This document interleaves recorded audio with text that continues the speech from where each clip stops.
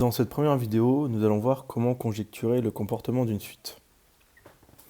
Je vais vous expliquer donc comment vous pouvez étudier expérimentalement les bornes, la monotonie et la convergence d'une suite.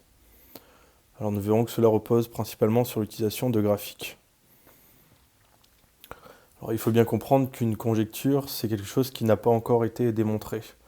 Et ce sera souvent l'objet des premières questions d'une épreuve de mathématiques. D'abord, vous devrez conjecturer le comportement d'une suite, puis ensuite vous devrez démontrer ce comportement, alors que ce soit à l'aide d'un raisonnement par récurrence, à l'aide d'une étude de comportement asymptotique d'une suite, etc. Alors commençons donc avec ce premier type de question dans un exercice qui est donc comment conjecturer le comportement d'une suite. Tout d'abord, comment conjecturer le comportement d'une suite à partir de son graphe NUN pour n supérieur ou égal à n0, qui est donc le premier terme de la suite. Alors, le principe, ça va être de conjecturer le comportement de la suite à partir de la courbe représentative de f. Et en fait, nous utiliserons cette méthode lorsque la suite un sera de la forme un égale à f de n. Alors, c'est très important à retenir. Et aussi que la courbe représentative de f s'obtient facilement sur l'ensemble n0, donc le premier terme de la suite, plus l'infini. Ainsi, je vous invite directement à passer à l'exemple. Alors ici, on nous demande de conjecturer le comportement de la suite un telle que un égale moins n carré plus 6n moins 5. Alors si on écrivait la fonction, on penserait tout de suite effectivement à une parabole. Moins x carré plus 6x moins 5. Ici, on nous donne directement le graphe qui est déjà effectué. Alors, il faut bien comprendre que c'est un graphe NUN. Qu'est-ce que ça veut dire? Ça veut dire que, donc ici, à ce point-là, on a le point d'abscisse 0 et d'ordonnée U0. Ici, on a 1, U1, et ainsi de suite. Ici, 2, U2, etc. Alors, on a dit dans les conjectures que l'on verrait la monotonie, la convergence d'une suite, mais aussi les bornes. De ce fait, je vais me permettre un petit rappel. Alors, un petit rappel, ou plutôt plusieurs rappels, sur ce qu'est une fonction qui est minorée et une fonction qui est majorée. Alors, imaginons la fonction qui va de i, un intervalle i dans R. Eh bien, f est minorée sur l'intervalle i si et seulement si, eh bien, il existe un petit a appartenant à l'espace d'arrivée, donc appartenant à R, tel que pour tout x dans l'intervalle de départ de f, donc i, eh bien f de x est supérieur ou égal à a. On pourrait représenter ça sur une petite courbe comme ceci. Par exemple ici, là c'est la courbe de f. On voit qu'elle est minorée par quelque chose qu'on pourrait appeler donc a. Et inversement, si on prend toujours f qui va de i dans R, eh bien elle est majorée sur i si et seulement si il existe grand A. Alors le si et seulement si, c'est encore une fois une relation d'équivalence, c'est-à-dire que par exemple ici, ça implique cette proposition-là, et cette proposition-là implique cette proposition-là. Donc on a équivalence. Alors je reviens sur la majoration. Alors les majorés sur grand I, si et seulement si il existe grand A appartenant à R, tel que pour tout x appartenant à I, l'ensemble de départ, f de x est inférieur ou égal à grand A. Par exemple, une courbe comme ça, CF, eh bien elle serait majorée par grand A ici. Alors voilà pour les petits pour les petits rappels. Alors continuons donc l'exercice. C'est toujours le même.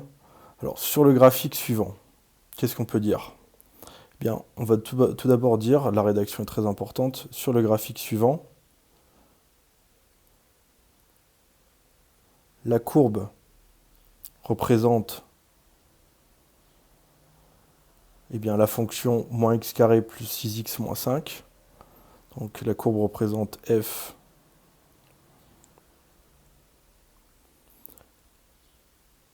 qui est définie sur 0 plus l'infini.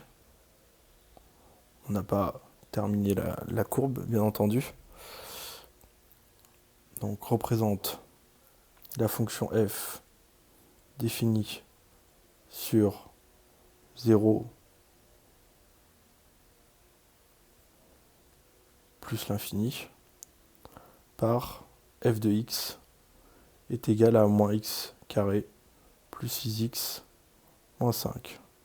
Et les points ont pour coordonnées, comme on l'a dit précédemment, n, un.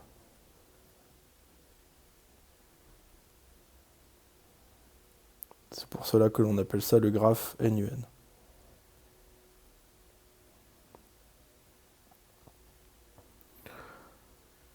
Alors, qu'est-ce qu'on va pouvoir conjecturer maintenant? Donc, on va faire nos conjectures.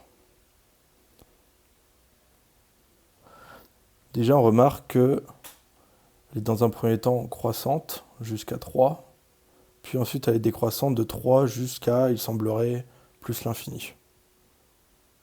Hop. Donc on peut conjecturer que un n'est pas monotone. Que la suite un n'est pas monotone.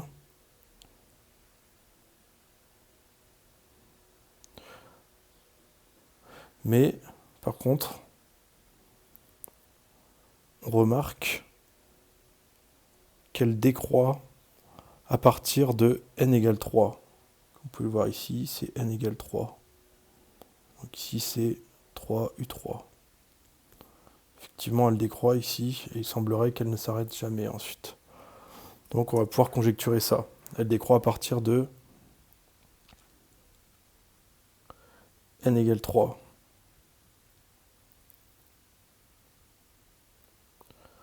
Alors, est-ce qu'elle est minorée? Il semblerait que non, puisque si on prolonge la courbe, finalement, il semblerait qu'il n'y ait pas de minorant. Donc, n'est pas minorée.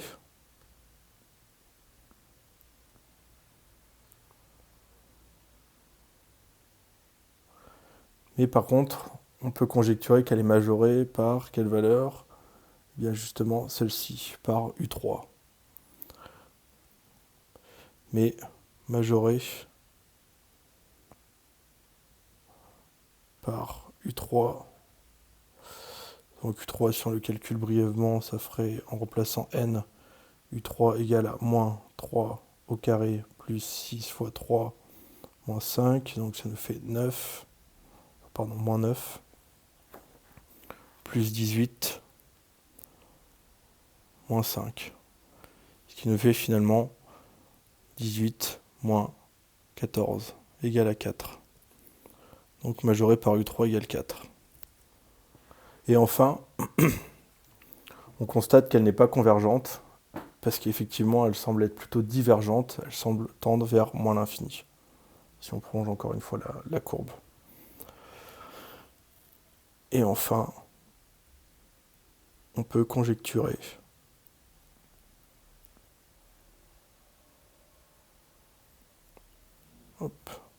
qu'elle n'est pas convergente, puisqu'il semble qu'elle tende vers moins l'infini, donc divergente. Alors voilà pour ce premier exemple. Bien entendu, je le précise, hein, vous retrouverez tout ça avec les corrections dans les ressources. Alors maintenant, nous avons vu comment conjecturer le comportement d'une suite à partir du graphe NUN, lorsqu'elle est donnée par UN égale à f de n. Mais ici, nous allons voir comment conjecturer le comportement d'une suite à partir du graphe web. Et bien là, cette technique-là, on l'appliquera lorsque la suite sera de la forme UN plus 1 égale à f de UN. Et encore une fois, que sa courbe représentative de f s'obtiendra facilement là où varie la suite.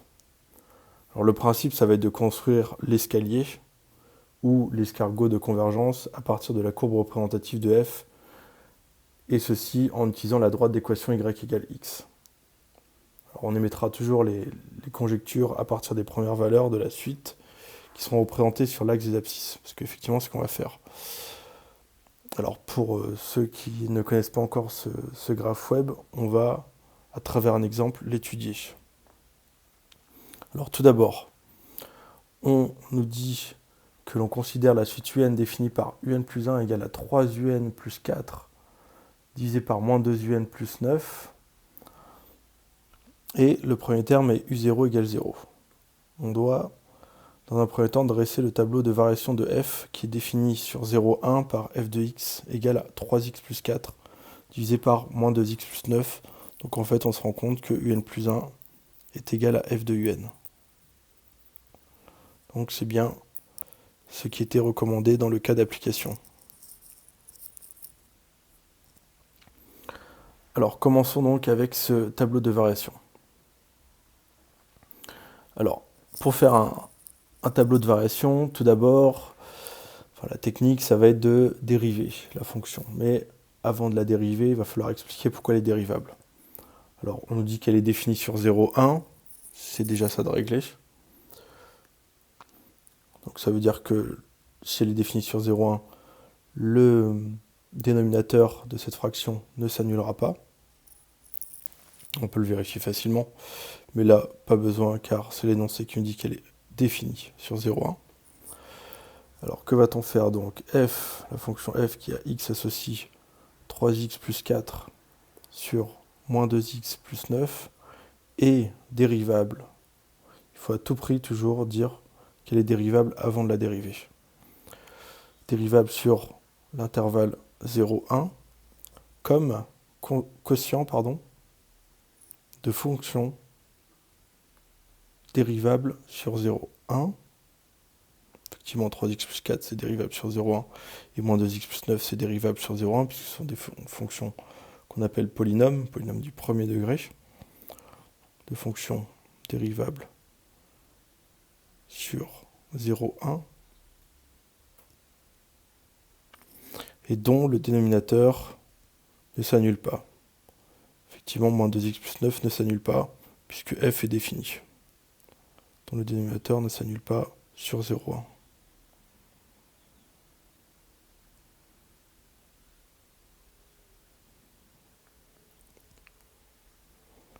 Sur 0,1. Et ensuite, on va pouvoir dériver. Pour ce faire, on va utiliser une formule bien connue qui est U sur V. Alors, et l'on a f de x égale à u de x sur v de x. Je recommande de toujours l'écrire comme ceci, avec u de x qui est donc égal à 3x plus 4, u' de x, la dérivée de u, eh bien finalement c'est 3. Alors, nous reverrons tout ça dans la formation sur le rappel de fonctions de première. V de x, pour tout ce qui s'agit de dériver, bien sûr, tout ce qui est sur la dérivation. Et v de x égale à moins 2x plus 9, et v' de x égale à moins 2. Voilà. Or, f' de x est égal à u de x sur v de x, bien la dérivée de ça, et ça on sait que c'est égal à u' de x, c'est uv moins v' u, moins v' de x, u de x, divisé par v de x au carré. Alors maintenant, il va s'agir de remplacer. On a donc f' de x qui est égal à 3 facteurs de moins 2x plus 9, plus, car moins par moins, ça fait plus. Donc plus 2 fois, eh bien, 3x plus 4. Et le tout divisé par v de x au carré, donc moins 2x plus 9 au carré. Alors on va développer distributivité, petit rappel de collège, mais je pense que vous vous en souvenez. Ça fait moins 6x plus 3 fois 9, donc 3 fois 9, 27, plus 27, plus 2 fois 3x, 6x, plus 2 fois 4, 8, plus 8, divisé par moins 2x plus 9, le tout au carré. Et donc, f' de x est égal, alors les 6x s'enlèvent, moins 6x plus 6x ça fait 0, et il nous reste 27 plus 8 qui nous fait 35. 35 sur moins 2x plus 9 au carré. On sait que moins 2x plus 9 au carré est strictement supérieur à 0 et que 35 est strictement supérieur à 0. Donc on a f' de x qui est strictement supérieur à 0. Alors, on peut en conclure, donc f est strictement croissante sur 0,1. Et je précise bien que c'est strictement croissante car sa dérivée est strictement supérieure à 0. Alors, peut-être qu'il est nécessaire de faire un petit rappel sur la stricte croissance en comparaison de la croissance. Alors, petite, je le note ici, différence. Et on a la même chose entre... on a la même différence entre f décroissante et f strictement décroissante. Donc, différence entre f croissante et f strictement décroissante.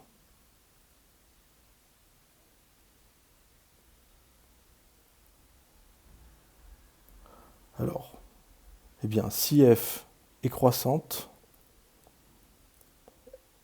nous allons voir qu'en fait, elle ne conserve pas la stricte inégalité.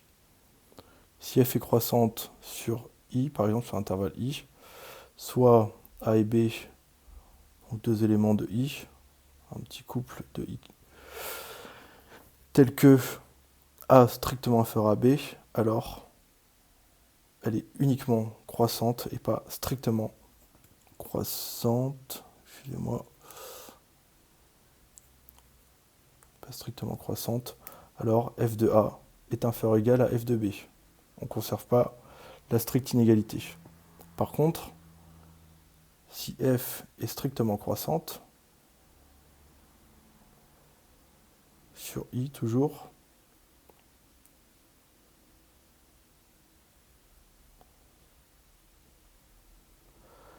alors soit a et b appartenant à i carré, tel que a strictement inférieur à b, et bien comme elle est strictement croissante, on conserve la stricte inégalité. Alors f de a est strictement inférieur à f de b. Voilà pour le petit rappel qui est plutôt important.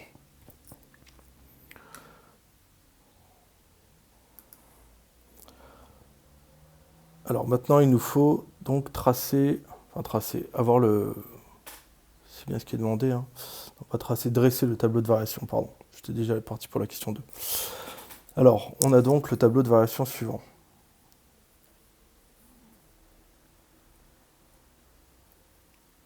Tableau de variation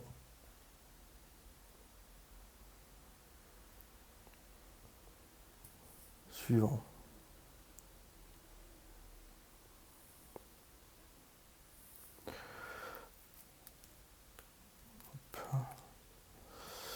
Alors, x, f' de x pour le signe, et f. Donc ça part de 0 jusqu'à 1, l'intervalle c'est 0,1. f' de x est positive, strictement positive. Donc f de x, f pardon, est strictement croissante. Alors, pour que le tableau de variation soit complet, il faut mettre les différentes valeurs aux bornes.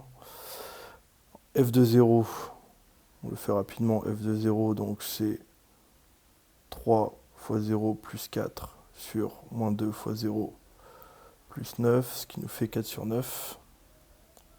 F de 0 égale à 4 sur 9. Voilà. Et f de 1, c'est égal à 3 plus 4 sur moins 2 plus 9. 3 plus 4 qui nous fait 7. Et 9 moins 2 qui nous fait 7, donc ça fait 1. Voilà pour le, pour le tableau de variation. Maintenant, on nous demande de tracer la droite D d'équation y égale x et la courbe représentative de f sur 0,1, puis de représenter les premiers termes de la suite un sur l'axe des abscisses en laissant apparaître les traits de construction. C'est le fameux graphe web. Alors je l'ai fait par ordinateur, donc je l'ai fait ici, car c'est assez compliqué, sans règles, sans calculatrice, mais c'est largement faisable, avec du papier millimétré, des carreaux ou autre.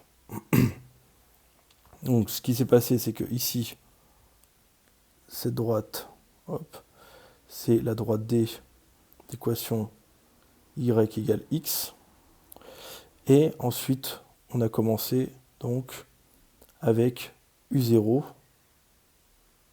c'est-à-dire, eh bien, on avait u0 égale 0, on l'a ici. Ensuite, on est remonté jusqu'à toucher la courbe. Une fois qu'on a touché la courbe, on a tracé une parallèle à l'axe des abscisses jusqu'à rencontrer la droite D. Et ici, de cette manière-là, on obtient U1. Ensuite, on continue.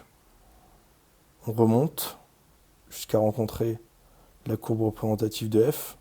Une fois qu'elle est rencontrée, eh bien, on part sur la droite et on rencontre la droite D et on reporte U2. Et ainsi de suite en fait. Donc là, si je le continue à main levée, ça aurait fait ça. Tac, tac, tac. Tac, tac, tac. Voilà, pour la construction du graphe web. Alors, à partir de cette courbe, que peut-on conjecturer? Eh bien, en fait, c'est assez simple, comme vous le voyez. On a U0, U1, U2, U3, U4. On constate que l'on peut conjecturer que la suite UN est croissante. Effectivement, ces termes augmentent. La valeur de ces termes augmente. Alors, ce graphique permet de conjecturer que la suite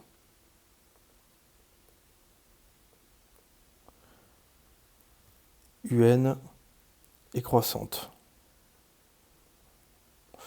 On peut aussi, puisqu'on a dit que les bornes, on pouvait faire des conjectures sur les bornes,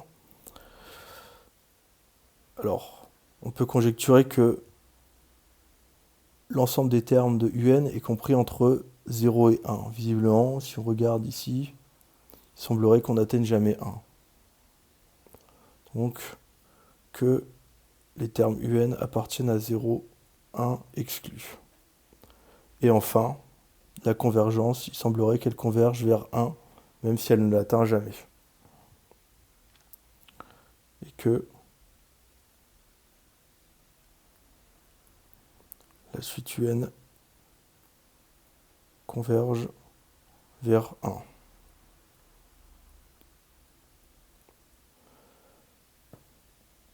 Alors voilà, c'est tout pour cette première vidéo sur la conjecture. Donc ce sera soit un graphe web si un plus 1 est donné par, si un est donné par un plus 1 égale à f de un, et un graphe nun si la suite est donnée par un égale à f de n. Il faut bien retenir ça. Alors voilà, n'hésitez pas si vous avez des questions à m'envoyer des messages. Et on se dit à tout de suite dans la vidéo suivante sur la récurrence.